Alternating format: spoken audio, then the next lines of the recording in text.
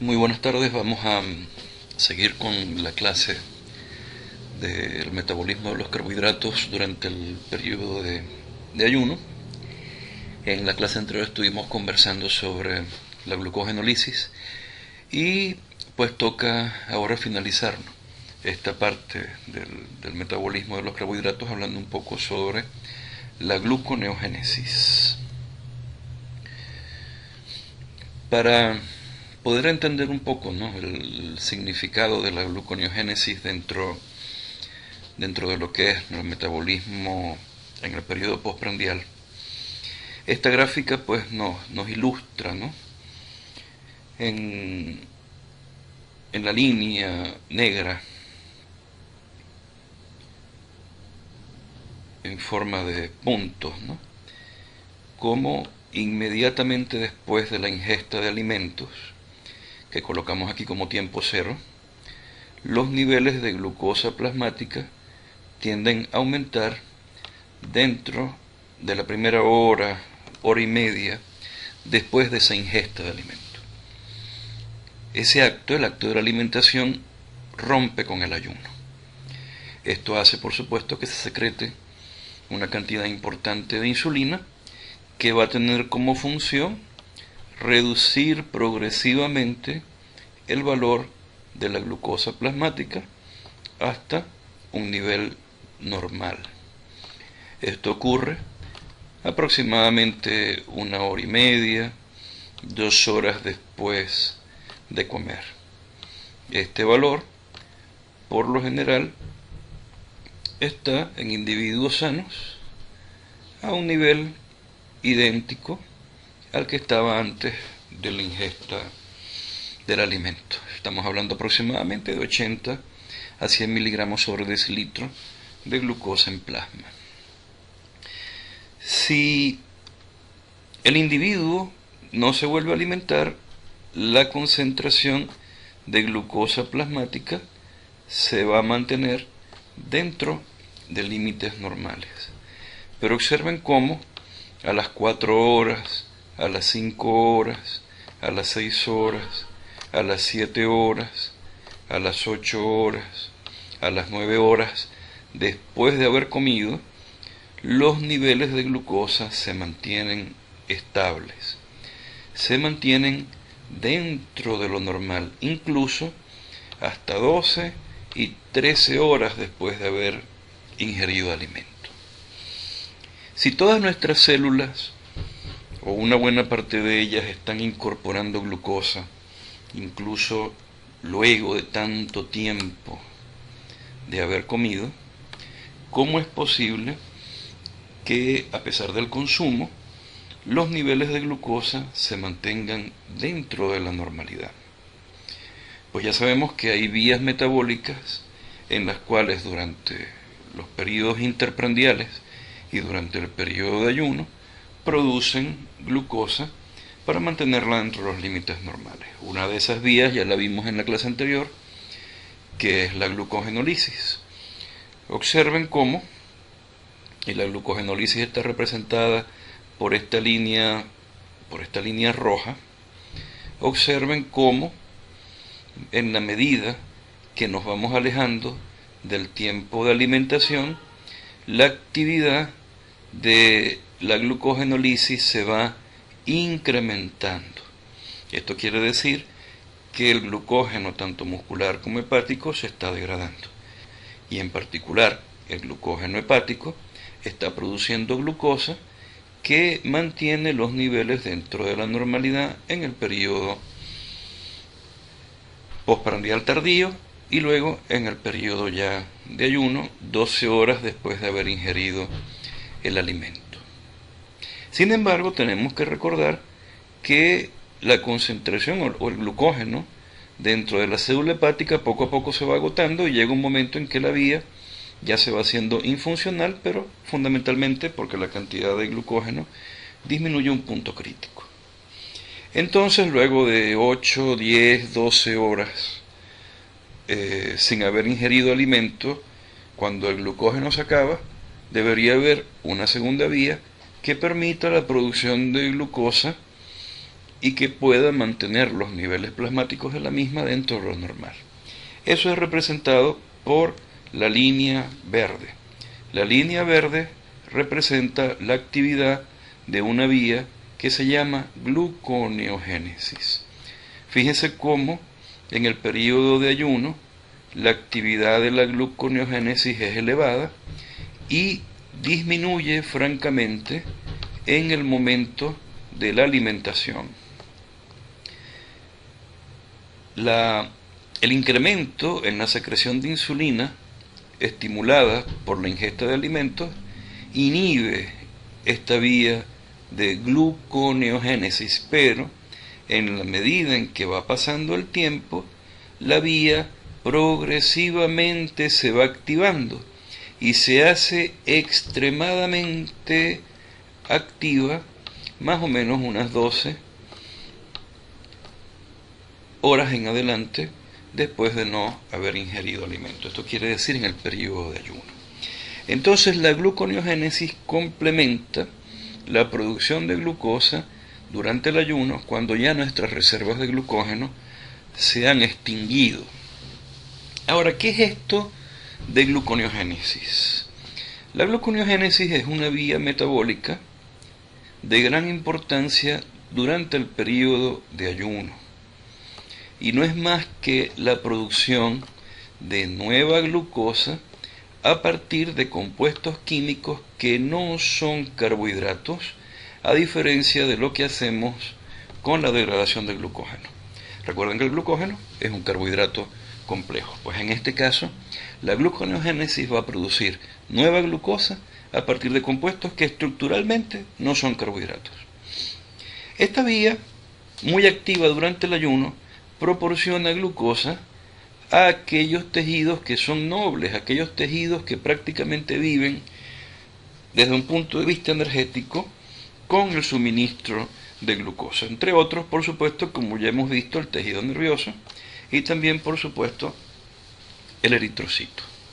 Esta vía ocurre fundamentalmente en el hígado y en menor cuantía, mucho menor cuantía, en riñón.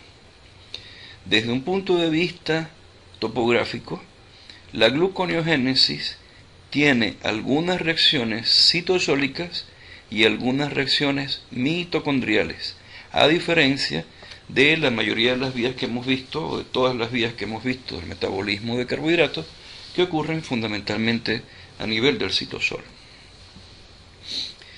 La gluconeogénesis, desde un punto de vista químico, desde un punto de vista de sus reacciones químicas, se parece muchísimo a la glucólisis. De hecho, algunos autores dicen que es una vía inversa o es la inversión de la vía glucolítica. Aunque sin embargo, pues es importante resaltar que no todas las reacciones son las mismas de la vía glucolítica.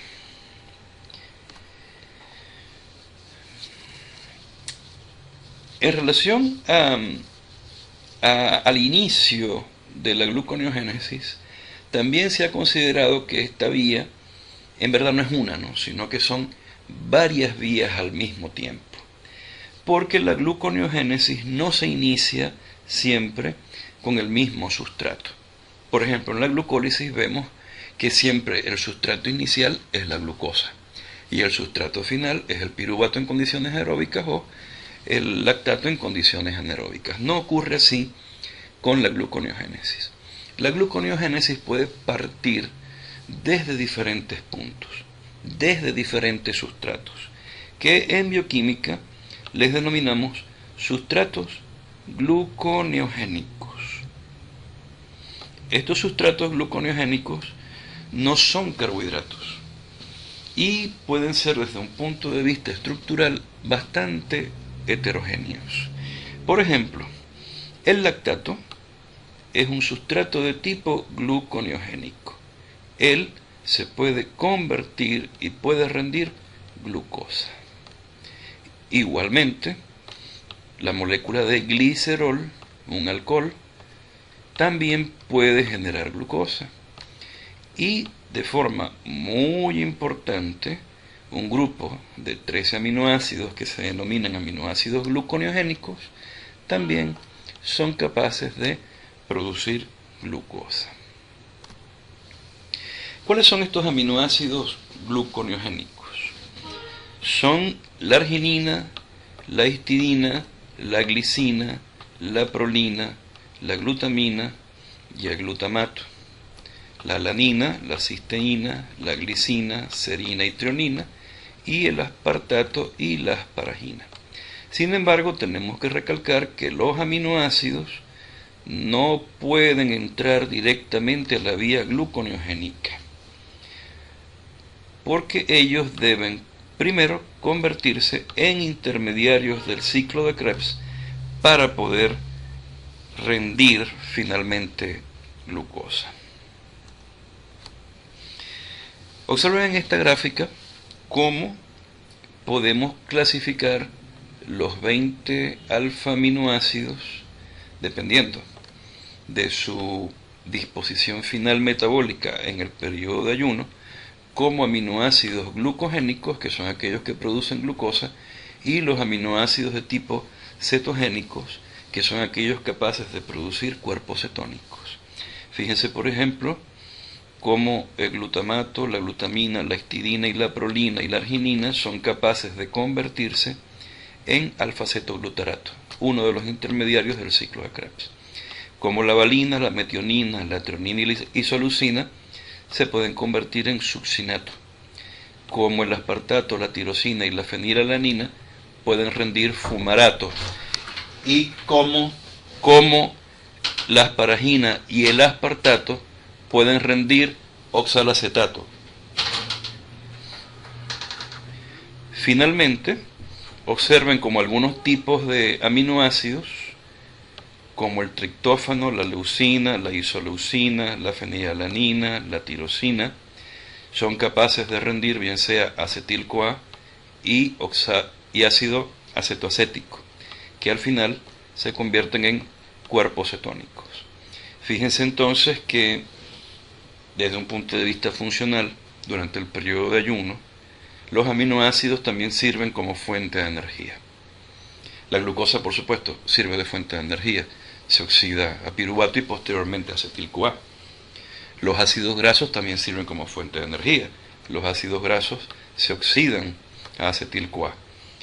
Pero ahora, por primera vez, pues los introduzco hacia el hecho de que los aminoácidos también pueden producir energía, bien sea convirtiéndose en glucosa o bien sea convirtiéndose en acetil-CoA o ácido acetoacético.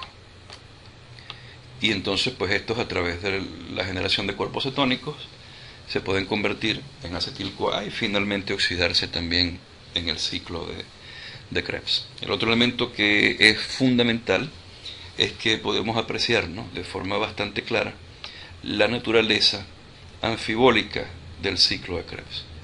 Es decir, ¿no?, que el ciclo de Krebs puede servir para oxidar acetil-CoA, ¿no?, pero también puede servir para otros tipos de reacciones químicas, en este caso la producción de glucosa. Entonces la pregunta, ¿no?, que surgiría en todo esto es ¿de dónde surgen estos aminoácidos? Durante el periodo de ayuno, ¿de dónde salen estos aminoácidos? ¿De qué parte de nuestro organismo estos aminoácidos pasan a la sangre y llegan al hígado para poder ser sustratos gluconeogénicos? Estos aminoácidos de tipo gluconeogénico provienen, obviamente, y de forma fundamental, de la degradación de proteínas a través de un proceso que se denomina proteólisis intracelular. Ahora, ¿dónde se ubican estas proteínas? Se ubican fundamentalmente en el músculo esquelético. Y de todos los 20 alfa-aminoácidos, tal vez el más importante, el que se encuentra con mayor cantidad en el periodo de ayuno a nivel de la sangre, es el aminoácido alanina. Entonces ya sabemos que en músculo, en condiciones de ayuno, la proteína muscular, sobre todo proteínas estructurales, se degradan a sus aminoácidos constituyentes. Esos aminoácidos son liberados a la circulación, representados particularmente por alanina. Esa alanina en sangre va hasta el hígado, entra al interior del hígado, y una vez dentro del hígado, la alanina puede entrar al ciclo de Krebs a través de su transaminación y su conversión en piruvato, y así poder rendir glucosa. Observen cómo la alanina, que es un aminoácido de tipo no esencial, pero que es muy importante, puede sufrir dentro del hígado una conversión, una transaminación. La alanina pierde su grupo amino, la cual es cedido a un alfa-cetoácido, que es el alfa-cetoglutarato, para convertirlo en un aminoácido, que es el ácido glutámico. La alanina, al perder el grupo amino, se convierte en piruvato. Entonces, en resumen, la proteólisis muscular genera cantidades importantes de alanina y otros aminoácidos. La alanina pasa a la sangre, en la sangre se distribuye, llega al hígado, en el hígado la alanina se transamina a piruvato, el piruvato se convierte posteriormente en oxalacetato, este malato, que sale de la mitocondria para generar finalmente glucosa. Entonces vamos a estudiar ahora fundamentalmente estos procesos, de cómo los aminoácidos al final tienen la capacidad de rendir glucosa. Esta gráfica es la gráfica clásica del libro de Harper, donde podemos observar en primer lugar el citosol y en segundo lugar la mitocondria. En el citosol podemos identificar claramente la vía glucolítica y cómo esa vía glucolítica termina en piruvato. Como el piruvato entra al interior de la mitocondria, se oxida a acetil-CoA,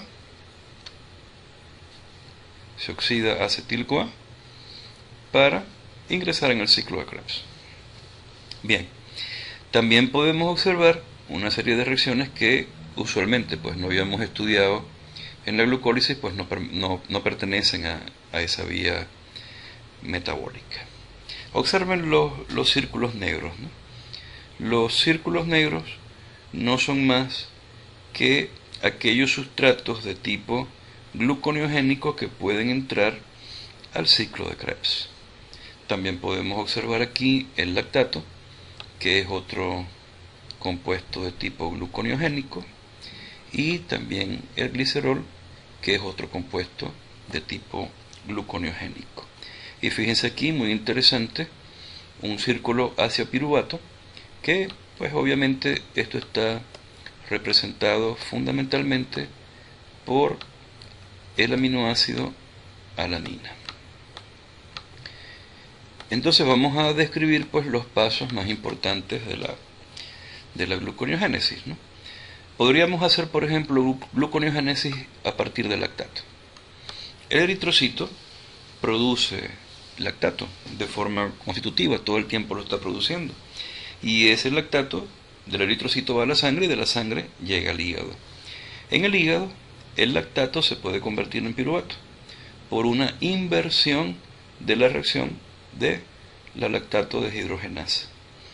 Entonces, este lactato fácilmente puede rendir piruvato. El piruvato entra al interior de la mitocondria y uno pensaría que rápidamente el piruvato se podría convertir ¿en qué? En acetil-CoA. Pero no es así. Recuérdense que estamos en condiciones de ayuno. Y cuando estamos en condiciones de ayuno, el sistema multienzimático de la piruvato deshidrogenasa está fosforilado y por lo tanto está inactivo. Por lo tanto, la acetil-CoA tiene que tomar otra vía diferente. El piruvato, tiene que tomar otra vía diferente. El piruvato en condiciones de ayuno se convierte en oxalacetato, un intermediario del ciclo de Krebs, por acción de la primera enzima de la gluconeogénesis. Esta enzima se denomina piruvato carboxilasa, que utiliza al CO2 como donante de carbonos. Es decir, es una enzima que carboxila el piruvato para convertirlo en oxalacetato. ¿Qué pasa con el oxalacetato? Bueno, cualquiera pensaría que el oxalacetato se va a combinar, ¿verdad?, con acetil-CoA para producir citrato. Pero no es así, porque la citrato-sintasa está inhibida en el periodo de ayuno. La citrato-sintasa es inhibida por los ácidos grasos que están viniendo desde el tejido adiposo, que actúan como moduladores alostéricos de tipo negativo de la enzima. Entonces, esta enzima no está activa durante el periodo de ayuno. Entonces, la acumulación de oxalacetato hace que éste tome su conversión hacia malato por acción de la malato deshidrogenasa. Esto hace que la concentración de malato intramitocondrial aumente y éste salga a través de transportadores en la membrana mitocondrial interna para ácidos dicarboxílicos. Una vez que el malato gana el citosol, por acción de la misma enzima, la malato deshidrogenasa, pero en su forma extramitocondrial, se convierte en oxalacetato. El oxalacetato experimenta una transformación en fosfenolpiruvato gracias a la enzima, a la segunda enzima de la gluconeogénesis, que se llama fosfenolpiruvato carboxisinasa. Cuando esto ocurre, el oxalacetato se convierte en fosfenolpiruvato. Ahora bien, la pregunta pertinente a este nivel sería, ¿verdad? Bueno, si convertimos el lactato en piruvato, ¿por qué tuvimos que hacer toda esta vuelta para llegar a fosfenolpiruvato? Y no lo que sería más fácil, que es convertir el piruvato en fosfenolpiruvato. Pues es muy sencilla la respuesta. Recuerden que la conversión de fosfenolpiruvato a piruvato es una reacción de tipo irreversible. Por lo tanto, en condiciones normales yo no puedo convertir a la inversa el piruvato en fosfenolpiruvato. Por este sentido, o por esta razón, se tiene que utilizar una vía alterna, lo que yo llamo una trocha metabólica, que permite sortear esta reacción irreversible.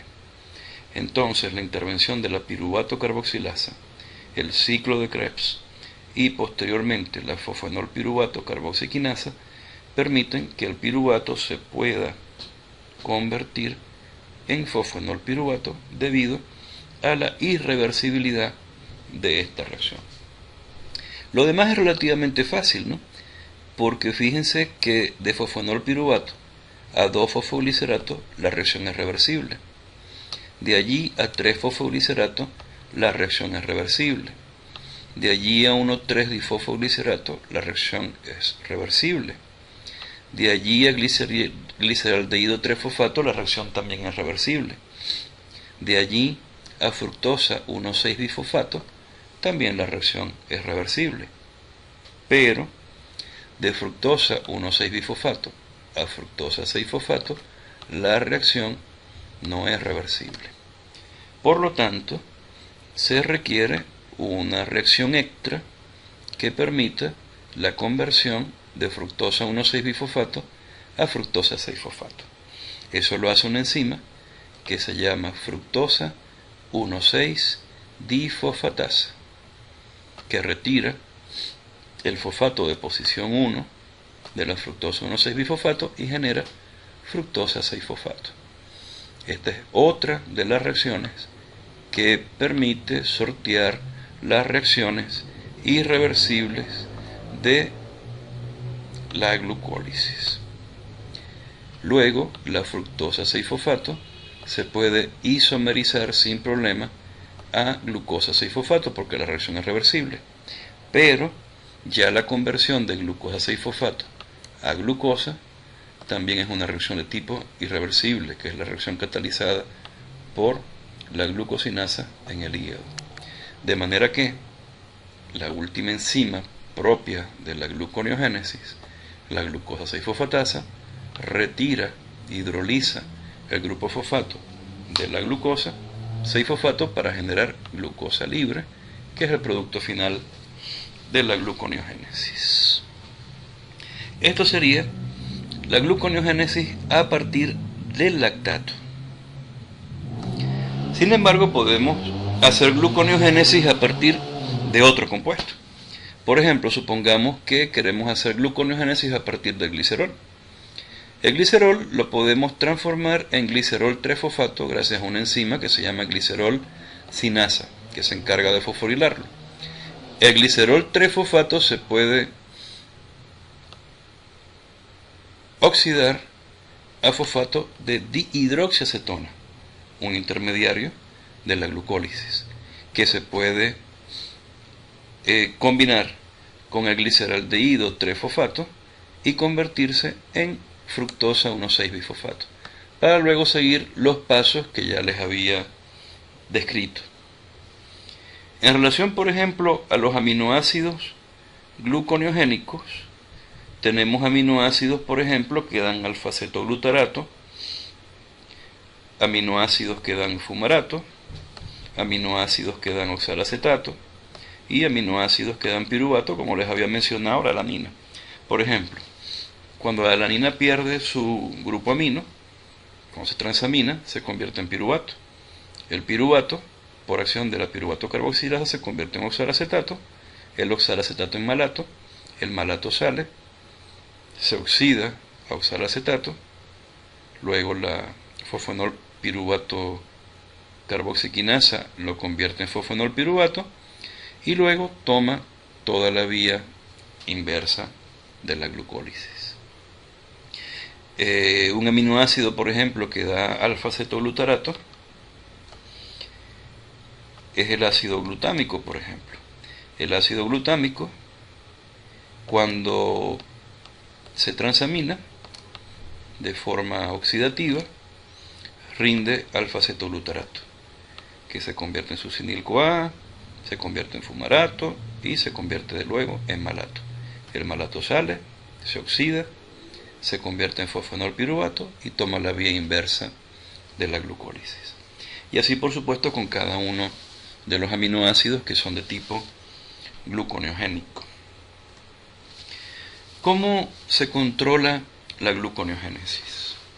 Se controla en las 4 grandes enzimas propias de esa vía. La primera, la piruvato carboxilasa. La piruvato carboxilasa tiene control genético. Su inductor son las hormonas contrainsulínicas, el glucagón y cortisol. Y el represor, la insulina. Su principal activador, es decir, modulador alostérico positivo, es la acetil-CoA. Pero recuerden que es la acetil-CoA que proviene de la oxidación de los ácidos grasos que provienen del tejido adiposo en condiciones de ayuno. En segundo lugar, la segunda enzima reguladora es la fosfonol piruvato carboxiquinasa, que también tiene regulación fundamentalmente genética. Los inductores son el glucagón y el cortisol, y el represor es la insulina. El glucagón es capaz de activar a la enzima por fosforilación a través de la proteína quinasa dependiente del AMP cíclico. La tercera enzima, la fructosa 1,6-difosfatasa, también tiene como inductores el cortisol y el glucagón y como represor la insulina. Su activador, al igual que la fosfonol piruvato carboxiquinasa, es el glucagón. Quiere decir que esta enzima es activa fosforilada e inactiva desfosforilada. Y finalmente, la cuarta enzima, la glucosa 6-fosfatasa, es inducida por cortisol y glucagón y reprimida por insulina. A manera de resumen, fíjense que las 4 enzimas tienen mecanismos genéticos de regulación, donde los inductores son cortisol y glucagón y el represor es la insulina. Y las 3 primeras tienen activación, en el caso de la piruvato carboxilasa, modulador alostérico acetil-CoA, y en caso de la fosfonol-piruvato carboxiquinasa y la fructosa 1,6-fosfatasa, regulación por modificación covalente por intermedio de AMP cíclico y proteinquinasa A. Bueno, de esta manera entonces hemos terminado las clases de metabolismo de carbohidratos, en particular las clases de metabolismo de carbohidratos en periodo de ayuno. Espero que la clase les sea de utilidad y espero entonces el lunes que podamos solventar las dudas que puedan tener con respecto a eso. Muchísimas gracias.